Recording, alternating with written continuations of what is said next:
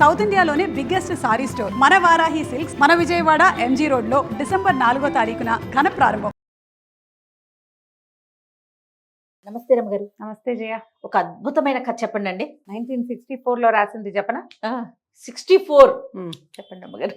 మనం ఎక్కడ ఆకాశంలో కూడా లేము లేము అప్పుడు ఈ భమిడిపాటి రామగోపాలం గారని చాలా ప్రఖ్యాత కథకులు.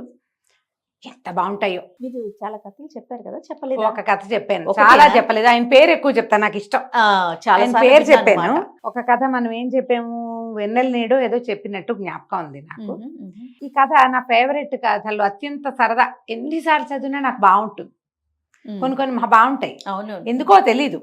ఇప్పుడు కొంతమందికి మామూలు కథే అనిపిస్తుంది, కానీ అవి కొన్ని నచ్చుతాయి మనకి. అవును, అట్లా కొంతమంది రైటర్ల తాలూకు ప్రత్యేకమైనవి. ఆ చిన్న కథ అయినా ఎన్నిసార్లు చదివినా మళ్ళీ ఒక 6 నెలలు గ్యాప్ వచ్చింది అనుకో, ఆ పుస్తకం కనపడితే నా దగ్గర ఉంది, మళ్ళీ తిరిగేసి ఆ కథ వెతుక్కుని అది చదువుతాను అనమాట. ఒక సాటిస్ఫాక్షన్. అసలు ఎప్పుడు అంత చికెన్ ప్రశ్న ఒకటే రమ్మగారు. చిన్నపిల్లలే కనుక వాళ్ళకి నచ్చిన సినిమా ఎన్నిసార్లు అయినా చూస్తానే ఉంటారు. నేను కూడా అంతే.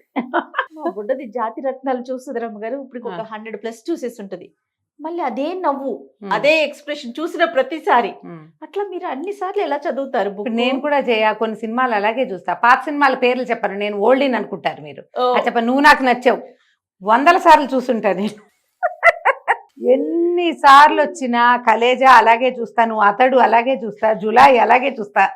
ఫ్రెష్ గా చూస్తున్నట్టే ఉంటుంది నాకు రమ్మగారు, నిజంగా. అదే నవ్వు, అదే సరదా. ఆ తర్వాత వచ్చే డైలాగ్ చెప్పుకుని కూడా సంతోషిస్తాను నేను. ఇంకా పాతకు చాలా సినిమాలు ఉన్నాయి నేను అలా ఎప్పటికప్పుడు చూసేవి. గుండమ్మ కథ, మిస్ అమ్మ, అప్పు చేసి పప్పుకూడు, అవన్నీ నేను అలాగే చూస్తాను. కన్యాశుల్కం బాగుంది, నేను అలాగే చూస్తా. పాతవి చెప్తే నేను ఓల్డ్ అనుకుంటారు, అందుకని కొత్తగా చెప్తాను. లేదు రమ్మగారు, మీరు యంగ్ అండ్ యూత్. నాకు కూడా కథలు కూడా కొన్ని కథలు చదువుతుంటే బాగుంటుంది. ఎన్నిసార్లు చదివిన సెక్రటరీ బాగుంటుంది, ఎద్దనపూడి సులోచనారాయణ గారిది. సరదాగా ఉంటుంది, బాగా సంతోషంగా ఉంటుంది. ఎన్నిసార్లు చదివినా కీర్తి కిరీటాలు ఎక్కడో కొంచెం నొప్పిగా కనిపిస్తుంది మనసులో, కానీ అదే చదువుతాను. నేను చెప్తుంటా కదా, మళ్ళీ కనపడితే మీనా అన్నిసార్లు చదువుతూనే ఉంటా. మీనా చెప్పేనా నేను మీకు? చెప్పినట్టు లేరు రమ్మగారు. మీనా కూడా చెప్దాం పట్టు అనుకున్నాం, కానీ చాలా సార్లు మీనా కూడా 2 భాగాలుగా చెప్పచ్చు. ఓ భాగంగా అయినా సరే మీనా ఇవాళే ప్రామిస్. Thank you. సెక్రటరీ కూడా చెప్పుకోవచ్చు. ఎంత చదివినా ఎన్నిసార్లు చదివినా అవి బాగుంటాయి. నీకు అలా చదివితే ఇంకా అసలు మల్లాది వెంకటకృష్ణమూర్తి గారిది అయితే చదువుకుంటూనే ఉంటాను నేను. సెక్రటరీ మూవీ కూడా ఉన్నట్లుంది కదండి. మూవీ కూడా. ఈ వంటొచ్చిన మొగాడు, ఈ కథ పేరు నేను చెప్పింది కరెక్టే, నువ్వు బాగా విన్నావు. భమిడిపాటి రామగోపాలం, భరాగో అనేవారు వారిని. భరాగో కథలు అని కనపడేది. ఇట్లు తమ విధేయుడు అనే పేరుతోటి ఒక బుక్ చేశారు, ఒక సంకలనం. ఈ నేను చెప్తున్న వంటొచ్చిన మొగాడు ఈ కథని 64లో రాశారు, 1964లో. ఆ కాలంలో కూడా చూడండి భలే డిఫరెంట్ గా ఉంటుంది. కాలేజీలో కథగానే కనపడుతుంది అది. అయితే ఈ భమిడిపాటి రామగోపాలం గారి కథల్లో చాలా ప్రత్యేకంగా కనపడేది ఏంటంటే, మీరందరూ ప్రజలు తెలుసుకోవాల్సింది, ఇది సాధారణ భాష, అలౌకికమైనవి ఏమిటో ఉండవు అక్కడ. వారి థీమ్స్ కానీ, వారి కథలు కానీ, వారు విశ్లేషించే మనస్తత్వాలు కానీ చాలా లోక సహజమైనవి, సామాన్యమైనవి, మన మధ్యలో మన జీవితాలే ఉంటాయి ఎక్కువగా. ఇవి కొంత ముందువారు కాబట్టి ఆ కాలపు చదువులు, ఆ కాలపు విద్యా వ్యవహారము, సంపాదనలు, ఉద్యోగాల కథలు కనపడతాయి తప్ప, ఈ కాలం అంటే ఇదంతా లక్షల్లో వ్యవహారాలు కదా జీతాలు. అప్పుడంతా 100, 50, 20, 10, 25లో ఉంటుంది తప్ప ఒక్కటి కూడా సత్యదూరంగా ఉండే కథ ఒక్కటి కూడా లేదు. అలాంటి ఒక కథకులు మన ముందు కాలంలో ఉండటము ఒకరు కాదు, ఇలా చాలా మంది ఉన్నారు. అందులో వీరు కూడా మహానుభావులు. ఎంత బాగుంటాయో కథలు, ఎంత సంతోషంగా ఉంటుందో.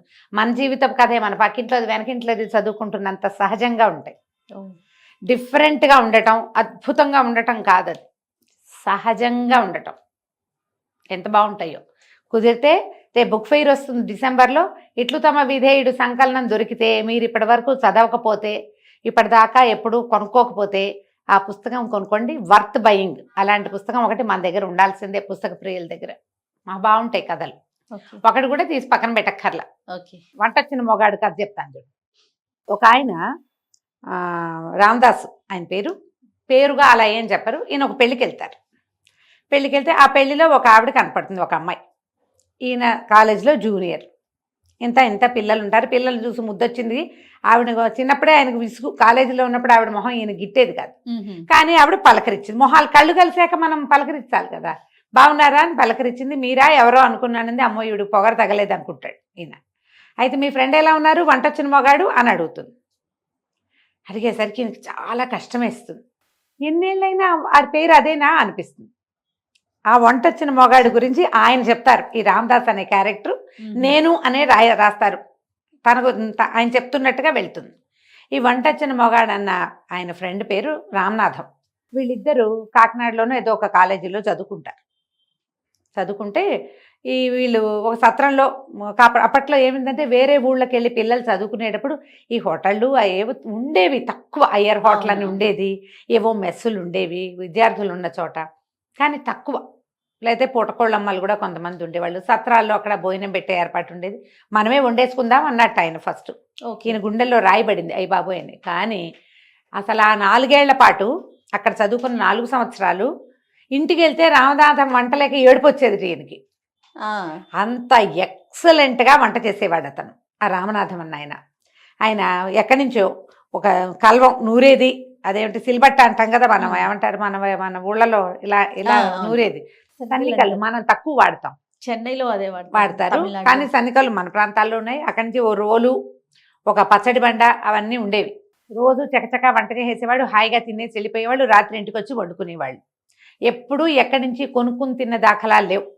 ఏనాడైనా రామనాథం పొద్దున్నే క్లాస్ ఉందని ఆయన ముందెళ్ళిపోతే అయ్యర్ హోటల్లో ఇడ్లీకి చట్నీ తినలేక ఏడుపు వచ్చేది ఈ రామదాస్ గారికి.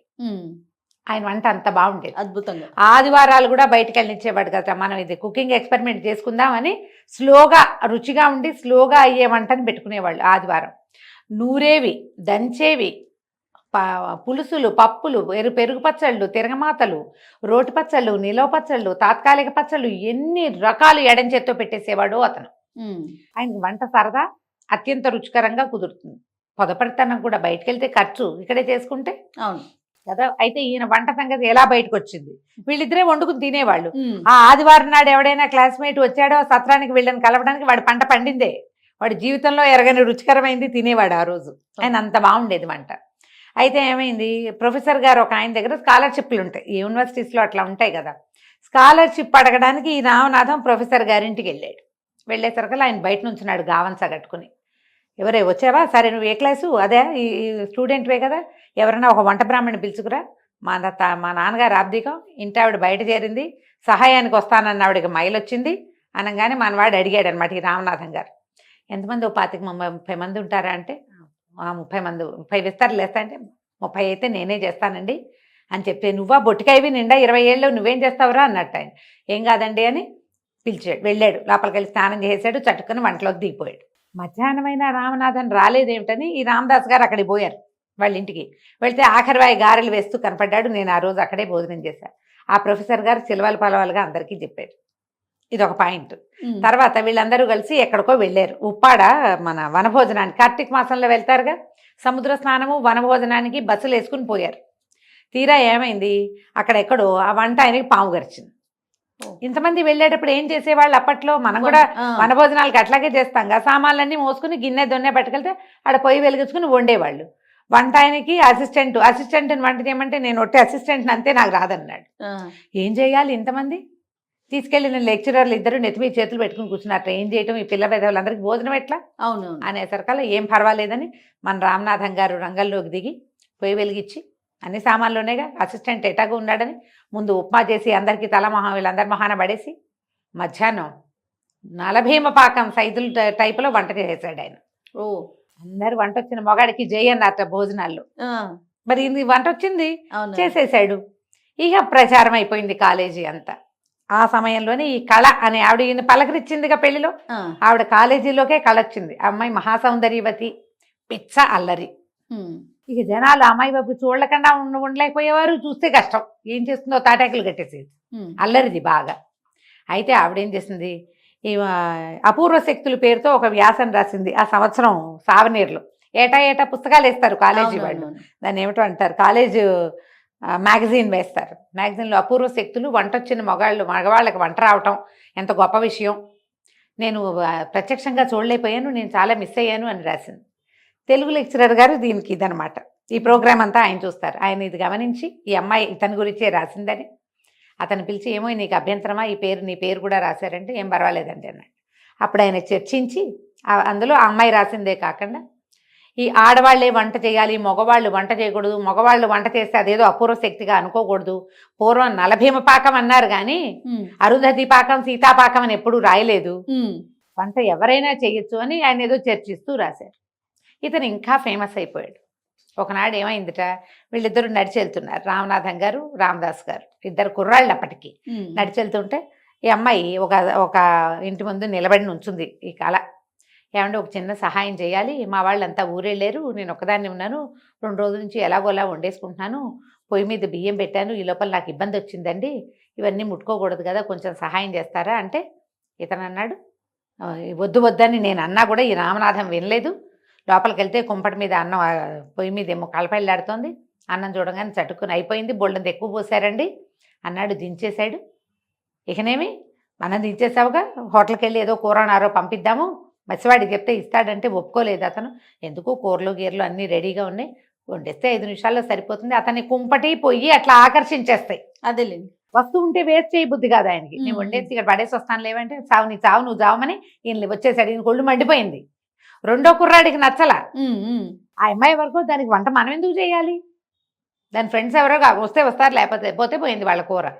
హోటల్కి వెళ్ళి కూర పంపిస్తే, పప్పు సాంబార్ పంపిస్తే సరిపోతుందిగా. అయినా కూడా ఈయన ఒప్పుకోలే. తీరా ఈ వంట అంతా అయ్యాక మధ్యాహ్నం వచ్చాడు రామనాథం గారు. ఏమిటిట, ఈయన మొత్తం వంట అంతా చేసి పెట్టాక ఈయన బయటకు వస్తుంటే వెనకాల నుంచి నవ్వులు వినపడ్డాయి. 5-6 అమ్మాయిలు పక్క ఇళ్ల కిటికీల దగ్గర నిలబడి ఇతను ఎట్లా వంట చేస్తున్నాడో చూస్తున్నారు. నువ్వే గెలిచావని, పందెం గెలిచిందని ఈ కళని అభినందిస్తున్నారు. రామనాథంతో వంట చేయించడం పందెం. ఇక దాంతో ఈయన పిచ్చి కోపం వచ్చేసింది. వాళ్ళు ఇలా చేశారో అని చెప్పేసరికి ర్యాగింగ్ ఆ రోజు 64లో, ఏనాటి కాలం అది, అదే కదా, ఇప్పుడు ఇది ఏడిపించటమే కదా. ఈ కాలేజీల్లో కూడా అలాగే ఒక రకంగా నడుస్తూ ఉండేది. తర్వాత కాలంలో డిగ్రీలు అయిపోయినాయి, ఎవరి దారిని వాళ్ళు అయ్యాం. నాకు ఇక్కడ ఉద్యోగం వచ్చింది, రామనాథం ఎక్కడున్నాడో. ఇప్పుడు కూడా అతని వంట పేరుతోటే చెప్పుకుంటున్నారు కదా, ఏం చేస్తున్నాడు. ఎప్పుడో రాశాడు ఉత్తరం, తర్వాత ఈ మధ్య కలవల. మధ్యలో ఎవరో ఫ్రెండ్ వస్తాడు, మాట్లాడుకుంటారు. అన్ని మాటలు అయిన తర్వాత రామనాథం ఎక్కడున్నాడేనా, ఏం చేస్తాడు వాడు, వంట చేస్తాడు, అంతకంటే వాడేం చేస్తాడు అన్నాడు రెండో వాడు. అవమానకరంగా అనిపిస్తుంది ఈయనకి. ఇదే మాట అదేమన్నా తక్కువ తప్ప, అన్నం లేకపోతే మన గతి గడుస్తుంది, కానీ ఈ మాట అనిపించుకోవాల్సి వస్తుంది. వంట చేయటం చేతకానితనమా, చవటతనమా, వెనకబడిన తనమా, దీనికి అర్థం కాదు. అయితే ఏమవుతుంది, దీంట్లో ఈ ఫ్రెండ్ని ఎవరినో రైలు ఎక్కించి రామనాథం గారు వంట చేస్తూ ఉంటాడన్న మాట అనిపించుకున్నాక ఆయన బయటకు వస్తుంటే ఈ కజిన్ ఒక ఆవిడ కనపడుతుంది, ఒక అమ్మాయి. మా చుట్టాలు ఎవరినో రైలు ఎక్కించడానికి వచ్చాను అని చెప్పి, వీళ్ళ కజిన్స్ ఏదో పిన్నికి తోడుకోవడాలి పిల్లలో ఏదో వాళ్ళ ఇంటికి వెళ్తే ఈ అమ్మాయికి ఆ కనపడిన ఆవిడ పేరు రమాదేవి. 29-30 వచ్చినాయి, పెళ్ళి అవ్వాల, లేదా 27-28 ఏళ్ళు. ఆ కాలంలో 17 నుంచే మొదలు పెట్టేవాళ్ళు, 14 నుంచి మొదలు పెట్టేవాళ్ళు కూడా ఉండేవాళ్ళు. డిగ్రీ అయ్యేసరికి BAలో ఒకవేళ చదివితే అవగానే పెళ్లి చేసేయాలి. 20-22కి, 24-25 వస్తే వయసు వచ్చిన పిల్లలుగా ఉండేవాళ్ళు. 30 వస్తే వృద్ధ మహిళే. అది ఇంకా ఆ కాలం లేదు కదా అప్పట్లో, అంత వయసు వచ్చేదాకా ఉంచుకునేవాళ్ళు కాదు, ముదిరిపోయేది పెళ్లి కూతురు అనుకునేవాళ్ళు.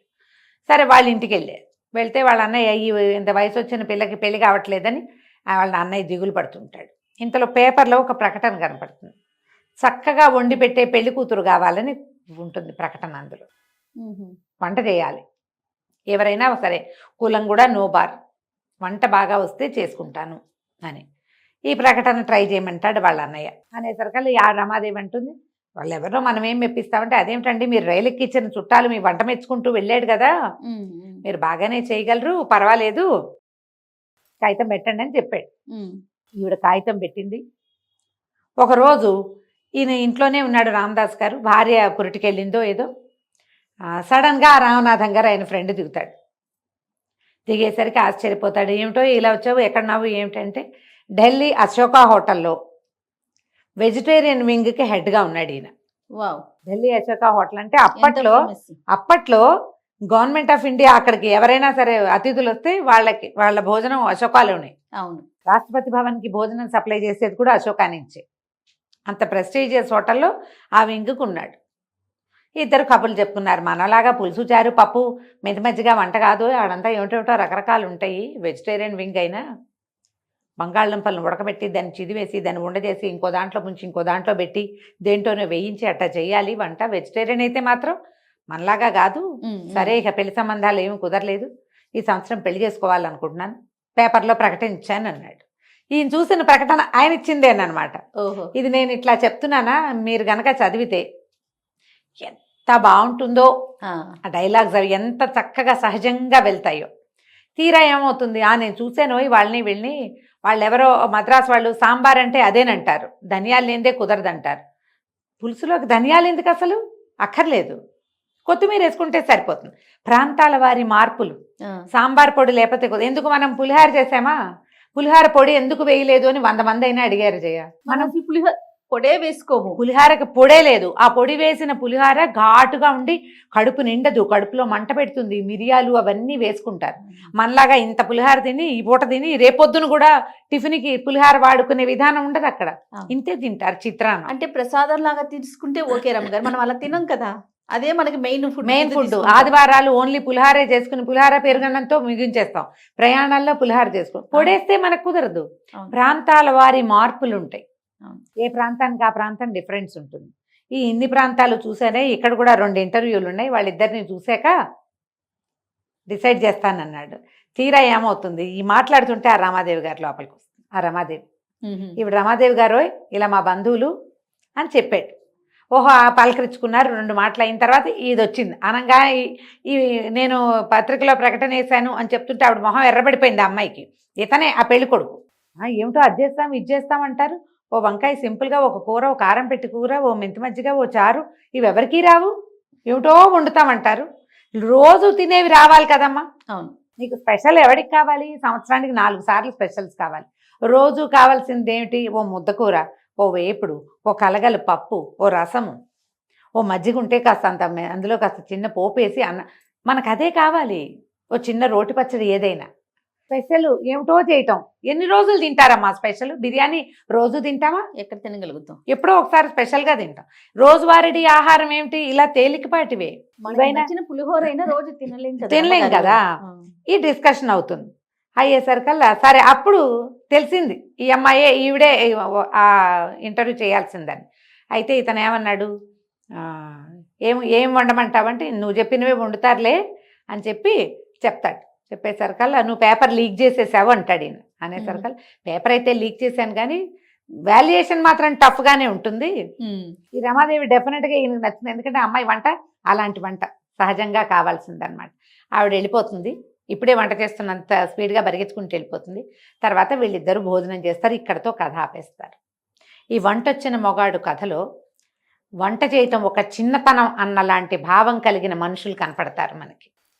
కాదు, ఏం కాదు. ఇప్పుడు మనం కూడా ఏదో ఒక రోజు భర్తలు వంట చేసే వాళ్ళు కనపడతారు. అవసరమైతే వంటలు ఇవాళ రేపు 2 పూట్ల వంట చేసే భర్తలు ఉన్నారంటే నమ్ముతావా నువ్వు? ఉన్నారు, పూర్వం నుంచే ఉన్నారు. ఆవిడకి వంట రాదు తెలీదు, బట్ ఈ రోజుల్లో ఉన్నారన్న విషయం నాకు ఐడియా ఉంది. పూర్వం నుంచే ఉన్నారు. ఆ వంట చేయటము ఏదో చిన్నతనము, సిగ్గు, తప్పు, ఇలాంటి భావాలు తప్పు. మల్లాది వెంకటకృష్ణమూర్తి గారు రాసిన 2 ఒక నావెల, దాన్ని సినిమా తీశారు జంజాల్ గారు. అందులో ఒక ఆయన వంట చేస్తుంటాడు. వాళ్ళ ఆవిడకి వంట రాదు. ఆవిడ పాప ఈయన సంగీతం పాడుతూ ఉంటుంది. ఆయనే వండుకుంటాడు. ముష్టివాడు కూడా ఆఖరికి అమ్మగారు వండితే నేను తిన్నండి, ఆడాళ్ళు వండితే నాకు పడదంటాడు. ఈయన బాగా వంట చేస్తాడని అందరికీ చెప్తాడు. ఏరా నువ్వేనా చెప్పిందంటే, అవునండి మీ చేతి వంట తింటూ ఇంత రుచికరమైంది, మీ మీద తక్కువగా ఎలా చెప్తాను, మీరు మహానుభావుడని అందరికీ చెప్పానంటాడు. వంట విన్నావా, వంట చేసేట, వంట చేసి వస్తే తప్పుగా అని క్యారెక్టర్లు కూడా కొన్ని సినిమాల్లో చూపిస్తారు. వంట తప్పు కాదు, అసలు ఈ కథ చదివితే ఉంటుంది. నేను చెప్తేనే నీకు బాగుంది. అవునండి, చదివితే ఎక్సలెంట్గా ఉంటుంది. ఎవరెవరి దగ్గర ఈ పుస్తకం లేదో, ఎవరికి భమిడిపాటి రామగోపాలం గారు తెలీదో వాళ్ళు బుక్ రీడర్స్గా పరిగణించను నేనైతే. తెలుగు పుస్తకాలు చదువుతాము అంటే వారి దగ్గర ఇది ఉండాలి, వాళ్ళు ఇది చదివి ఉండాలి. అంత ప్రత్యేకమైన కథలు. ట్రై చేయండి. చక్కగా కథ విన్నారు కదా, దీన్ని చదివి ఇంకా కొంచెం ఆనందించండి. తప్పకుండా రమ్మ గారు. నమస్తే. నమస్తే.